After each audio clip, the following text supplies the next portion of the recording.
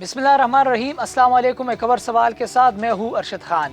आज बात करेंगे कि पिछले एक माह से हिंदुस्तान में कोरोना मरीजों को ऑक्सीजन की कमी का सामना करना पड़ रहा है, जिसकी वजह से कई लोग सड़कों पर तड़प तड़प कर मर रहे हैं। उनके खानदान वाले ऑक्सीजन का भीख मांग रहे हैं।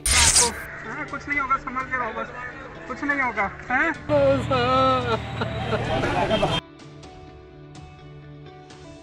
देखा ऑक्सीजन तक नहीं, यहाँ पर हमने कहा यहाँ पर लिटा कर।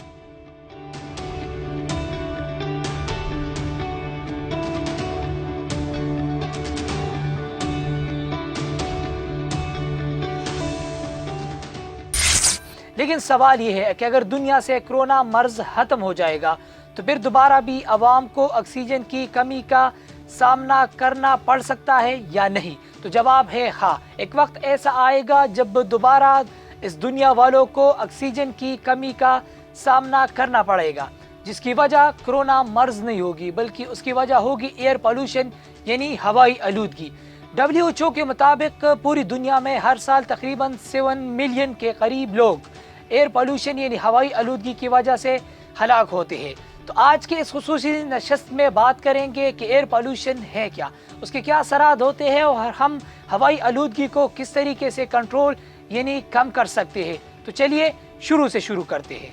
एयर पोल्यूशन यानी हवाई आलूदगी मुख्तलिफ चीज़ों का मजमुआ होता है, यानी मुख्तलिफ चीज़ों की मुख्तलिफ वजूहात की बिना पर हवाई आलूदगी बढ़ती है, जिनमें से पहले नंबर पर गाड़ियों, बसों और सड़क पर चलने वाले मुख्तलिफ मोटरसाइकिलों से निकला हुआ धुआं जब हवा में शामिल हो जाता है तो वो हवाई आलूदगी का बायस बनता है। इसके अलावा किसी भी मुल्क में कारखाने, इंडस्ट्रीज़, पावर प्लांट्स और इनसे निकला हुआ धुआं कहीं और नहीं जाता बल्कि फ़िज़ा में जाकर हवाई आलूदगी का ही सबब बनता है। इसके अलावा जब हम मुख्तलिफ़ किस्म की लकड़ियों को जलाते हैं, चाहे वो इंटरनली सतह पर यानी घरों के अंदर हो या एक्सटर्नली यानी जब हम किसी पिकनिक पर जाते हैं और बाहर लकड़ी को जलाते हैं तो उनसे धुआं निकलता है और यही धुआं फिर बाद में हवा में शामिल होकर हवाई आलूदगी का बायस बनता है। इसके अलावा कुछ नेचुरल काजेज़ भी है, जिनमें से आतिशफ़शा का फूट जाना और फिर आग लग जाना और आग से फिर निकला हुआ धुआं और हवा में शामिल हो जाना। इसके अलावा जंगलात में आग लगना और फिर उसके बाद जब आग बुझ जाती है तो एक ज़ोरदार किस्म का धुआं होता है जो हवा में शामिल होता है और हवाई आलूदगी का वजह बनती है। इसके अलावा डस्ट स्टॉर्म यानी जब तूफ़ान आता है तो तूफ़ान में मुख्तलिफ़ किस्म की चीज़ें यानी मिट्टी, गर्द व गुबार, ये तमाम चीज़ें शामिल हो जाती है और फिर ये हवाई आलूदगी का बायस बनती है। अब ये मुख्तलिफ वजूहात थी, काजेज़ थी कि एयर पोल्यूशन किस वजह से बनता है। अब बात करते हैं कि एयर पोल्यूशन के असरात क्या होते हैं। एयर पोल्यूशन की असरात इंसानों की सेहत के ऊपर और माहौल के ऊपर होते हैं। सबसे पहले इंसानों की सेहत के हवाले से बात करते हैं। एयर पोल्यूशन की वजह से लोग लंग कैंसर के शिकार हो जाते हैं और इसके अलावा लोगों को स्किन डिजीज़ भी होता है यानी चमड़ी की बीमारी भी लग जाती है। और इसके अलावा और ख़ास तौर पर इंसान अस्थमे के बीमार हो जाते हैं और अस्थमा एक ऐसी बीमारी है जिसमें इंसानों को शदीद सांस की मुश्किलात का सामना करना पड़ता है और फिर उस बंदे को ऑक्सीजन की ज़रूरत होती है। अब थोड़ा सा माहौल की बात करते हैं कि नेचुरली यानी माहौल के ऊपर इसके क्या असरात होते हैं। एयर पोल्यूशन की वजह से बाज़ दफ़ा एसिड रेन भी होता है, यानी ऐसी तेज़ाबियत किस्म की बारिश होती है जिनसे पौधे खुश्क हो जाते हैं, उनके पत्ते खुश्क हो जाते हैं और बहुत सारे पौधों यानी जंगलात का नुकसान हो जाता है।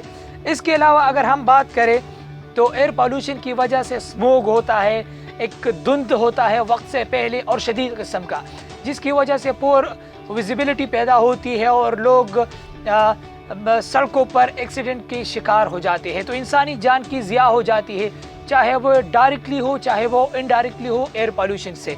अब ग्लोबल वार्मिंग का एक अहम इशू है जो एयर पोल्यूशन की सबब बनता है।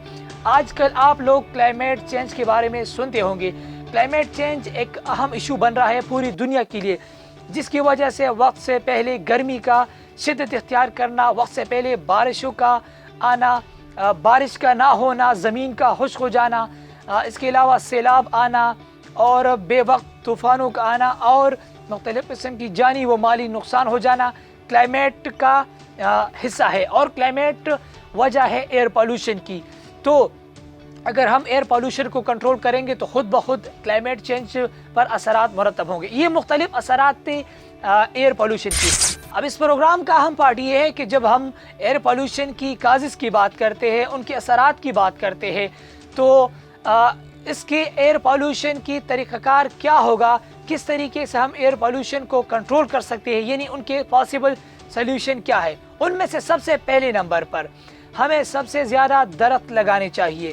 جتنے بھی زیادہ درخت ہم لگائیں گے، جنگلات میں اضافہ کریں گے، ان سے ہوائی آلودگی کم ہوگی، یعنی فضا صاف ہوگی۔ اس کے علاوہ جتنی بھی انڈسٹریز ہے، جتنی بھی کارخانے ہیں، جتنی بھی پاور پلانٹس ہے، اس میں ایسا سسٹم ڈیولپ کرنا چاہیے کہ جو کاربن ڈائی آکسائڈ ہے، جو زہریلی گیسز ہے، جو زہریلی آلودگیاں ہے، وہ ہوا میں شامل نہ ہو، اور ان کارخانوں میں، ان انڈسٹری میں ایسا طریقہ کار ہو کہ وہ زہریلی آلودگی ان کارخانوں کے اندر ہی جذب ہو جائے۔ نمبر 3، ہمیں اسپیشل ٹائپ آف اسٹو کا استعمال کرنا چاہیے، یعنی ہمیں اپنے گھروں کے اندر ایسے قسم کی چولوں کو نصب کرنا چاہیے تاکہ ان سے کم مقدار میں دھواں ہوائی آلودگی کا سبب بنے، یعنی ان چولوں سے جب آلودگی نکلے تو وہ کم مقدار میں ہوا میں شامل ہو۔ نمبر 4، ہمیں پلاسٹک بیگ کو، یعنی پلاسٹک شاپر کو جلانا نہیں چاہیے، اور ایسے قسم کے شاپرز کا استعمال کرنا چاہیے تاکہ وہ خود بخود پانی میں ڈسالو ہو، ختم ہو جائے۔ اگر آپ یہ اس قسم کے شاپر ہوتے ہیں، اگر آپ اس کو زمین پر بھی پھینک دو تو یہ 1-2 دن کے بعد خود بخود ختم ہو جاتے ہیں۔ بدقسمتی سے یہ شاپر پاکستان میں ابھی تک دستیاب نہیں ہے۔ اس کے علاوہ آپ کپڑے کے شاپر کا بھی استعمال کر سکتے ہیں جو نہایت ہی مفید ہے، اور اس کا استعمال آپ 1 سے زیادہ دفعہ کر سکتے ہیں، اور وہ ہوائی آلودگی کا سبب بھی نہیں بنتا۔ نمبر 5 جو ہے، ہمیں زیادہ سے زیادہ پبلک ٹرانسپورٹ کا استعمال کرنا چاہیے، جس حد تک بھی ہو ہمیں پرائیویٹ گاڑیوں کا استعمال کم کرنا چاہیے۔ جتنے بھی گاڑیوں کا رش سڑک پر کم ہوگا اتنا ہی کم آلودگی، یعنی دھواں گاڑیوں سے نکلے گا، اور وہ ہوا میں شامل ہوگا اور ہوائی آلودگی کا سبب بنے گا۔ نمبر 6، جتنے بھی پاور پلانٹس ہو، جتنے بھی کارخانے ہو، جتنے بھی انڈسٹری ہو، ان کا قیام ایسی جگہوں پر کرنا چاہیے جو پبلک ریزیڈینشل ایریا سے دور ہو، یعنی جہاں پر زیادہ پاپولیشن ہو، جہاں پر زیادہ لوگ آباد ہو، ایسے علاقوں سے ان پاور پلانٹس کا، ان کارخانوں کا قیام، یعنی ان کو ذرا دور ہی ان سے اسٹیبلش کرنا چاہیے۔ نمبر 7، ہمیں زیادہ سے زیادہ سائیکلز کا استعمال کرنا چاہیے ٹریولنگ کے لیے، اس سے انرجی سیونگ بھی ہوگی اور ہوائی آلودگی میں کمی بھی واقع ہوگی۔ نمبر 8، ہمارے ارد گرد، ہمارے گھروں کے سامنے اور مختلف جگہوں، یعنی بازاروں میں پڑا ہوا کچرا اور گندگی، اس کو جلانے کے بجائے چاہیے کہ ہم اس کو زمین کے اندر ہی دفنا دیں، یعنی اس کے لیے دور دراز علاقوں میں گڑھا کود کر اس کچرے کو اس گڑھے میں ہی ڈال دے اور اس کے اوپر مٹی ڈال دے تاکہ یہ خود بخود ختم ہو جائے، بجائے اس کے اگر ہم اس کو جلا دیں گے تو یہ ان سے نکلا ہوا دھواں فضا میں شامل ہوگا اور ہوائی آلودگی کا سبب بنے گا۔ Last but not the least, جو آخری پوائنٹ ہے وہ ہے انوائرمنٹل ایجوکیشن۔ اگر ہم اپنے نوجوانوں کو، اپنے بچوں کو اور اپنے عام شہریوں کو انوائرمنٹل ایجوکیشن دے دے، ان کو ماحول کے بارے میں بتا دے، یعنی فضائی آلودگی کے بارے میں ان کو آگاہ کرے کہ فضائی آلودگی کے کیا کیا اثرات ہیں، ان کی کازز کیا ہے اور مستقبل میں ان کے کیا کیا اثرات ہوں گے، لوگوں کو کن کن مشکلات کا سامنا پڑ سکتا ہے ایئر پولوشن یعنی فضائی آلودگی کی وجہ سے، اور ایئر پولوشن کو ہم کس طریقے سے کنٹرول کر سکتے ہیں تاکہ عام سٹیزن، یہ بچے، یہ نوجوان، تمام ہم سب مل کر اس کی رکاوٹ میں، یعنی اس کی ایئر پولوشن کی کمی میں اپنا حصہ ڈالے۔ تو میں یقین کے ساتھ کہہ سکتا ہوں کہ اس طریقے سے ایئر پولوشن کم ہوگا، ہوائی آلودگی میں کمی واقع ہوگی، اور جب ہوائی آلودگی میں کمی واقع ہوگی تو اس سے کلائمیٹ چینج کے جو برے اثرات ہیں وہ بھی آہستہ آہستہ سے کنٹرول ہو جائے۔ تو یہ ہم سب کی ذمہ داری ہے کہ ہم اپنے بس کے مطابق اپنا حصہ ڈال دیں ایئر پولوشن میں، کیونکہ یہ آئندہ پوری دنیا کے لیے سب سے بڑا خطرہ بننے والا ہے ایئر پولوشن۔ اور آلریڈی میں آپ لوگوں کو بتا چکا ہوں کہ WHO کے مطابق ہر سال پوری دنیا میں تقریباً 7 ملین لوگ یعنی 70 لاکھ لوگ ہر سال پوری دنیا میں مر جاتے ہیں ایئر پالوشن یعنی ہوائی آلودگی کی وجہ سے. جب ایک وقت ایسا بھی آئے گا جب لوگوں کو آکسیجن کی کمی کا سامنا پڑے گا اور لوگ آکسیجن پر ہی ایک دوسرے کا قتل و غارت کریں گے, تو اس سے بہتر ہے کہ ہم پہلے سے اس کے لیے تیاری کریں اور فضائی آلودگی کے روک تھام میں اپنا کردار ادا کریں. آج کے لیے یہی کچھ, اجازت دیجیے, اللہ حافظ.